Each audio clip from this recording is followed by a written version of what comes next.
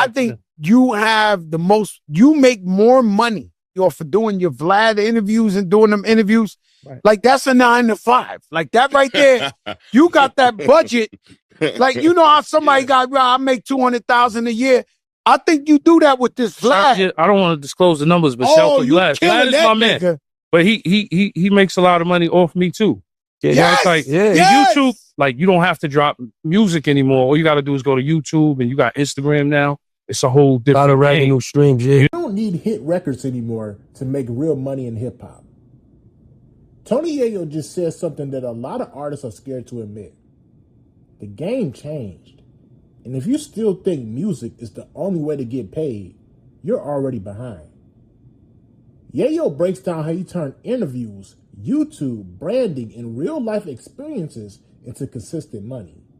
No albums, no radio spins, no chasing charts, just leverage. This isn't about dissing 50 Cent at all. This is about survival after the spotlight fades. Tony Yayo explains how his interviews became his 9 to 5, how social media replaced the radio, how Apple CarPlay and YouTube quietly destroyed the old system, and how being interesting is more valuable than dropping music every single year.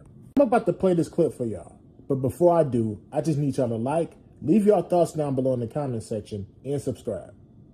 Let's get into it. Yo, you might be the most, see, we all hustle. Right. Me, him, all of us, right? You know what I'm saying? One day you are a highly paid hype man. Right.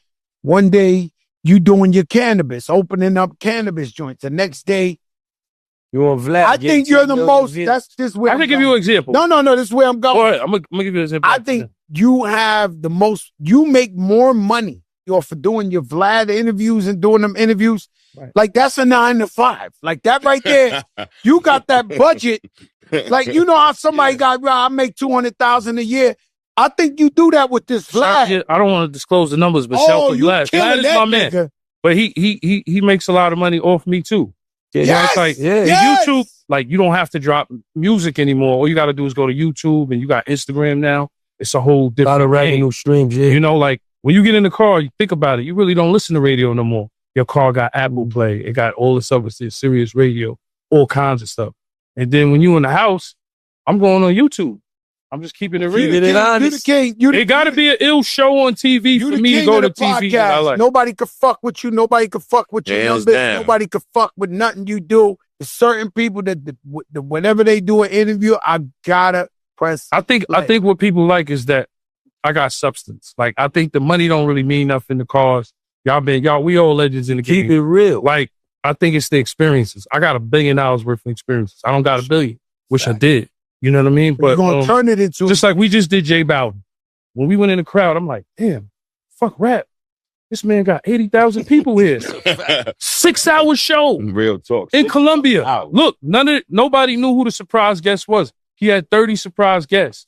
I'm like, yo, so he did this 80,000 by himself? Yeah. Shit, I'm ready to start rapping in Spanish, nigga. For real, I'm looking at the crowd. We came out. It's just a whole different type of fucking atmosphere out there. Like experiences like that. You know what I'm saying? These shout out to y'all for going to Colombia. What was that Colombia like? Shit was crazy. That shit was crazy. Jay always was sniffing the bags. So I said, it's serious with them drugs out there, man.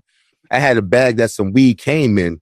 Just wasn't no weed in my bag though. The dog knew that it was weed somewhere around somewhere. He was going crazy on my bag. He was in his bag. In my bag. I'm like, they pulled me to the side. I just saw First Montana leave like Honduras. He was like, yo. Yeah, they were playing Colombia. Yeah, they serious. Think about it. They sniffed the fuck out. You gotta think about it. What you think a brick costs in Colombia? Shit probably like 2 G's. So if you on a private jet, they like, yo. Yeah, they try to. They thought y'all came for J Balvin. They thought y'all came for J Balvin. Y'all came for J Balvin. Y'all came with Pablo. They like word, but shit like that, them experiences. You know what I'm saying? Going to Colombia, J Balvin coming out with that nigga like that shit. You talk about this right here is the part of the conversation most people skip, but it's the most important part.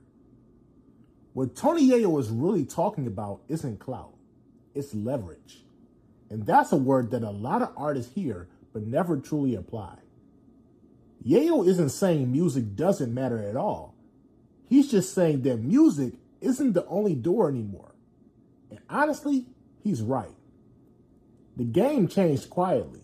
Radio doesn't control attention like it used to. Albums don't move culture the same way it once did. Attention moved to YouTube. It moved to podcasts. It moved to interviews. And it moved to personalities. And the people who understood that early are still eating right now. What I respect about Yayo's perspective is the honesty. He's not pretending every dollar comes from platinum plaques. He's saying consistency matters more than nostalgia. Showing up matters more than chasing hits. And being interesting matters more than being trendy. And let's be clear. None of these exist without 50 Cent. 50 Cent is the one who put Yayo in position. He gave him the visibility. He gave him the credibility. And he gave him the access.